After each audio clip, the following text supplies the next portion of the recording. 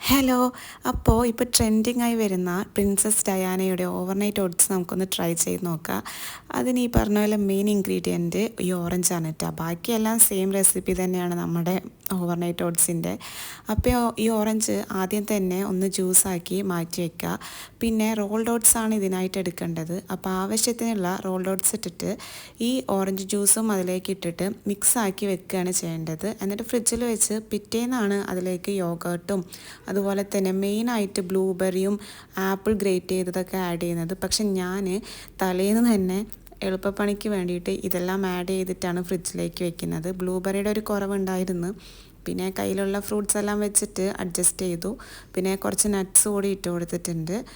അപ്പോൾ ഇത് പിറ്റേന്നെടുത്ത് കഴിക്കാനായിട്ട് അടിപൊളിയായിരുന്നു കേട്ടോ. പിന്നെ ചിയാ സീഡ്സ് അവർ ആഡ് ചെയ്യുന്നില്ല, പക്ഷെ ഞാൻ ആഡ് ചെയ്തു.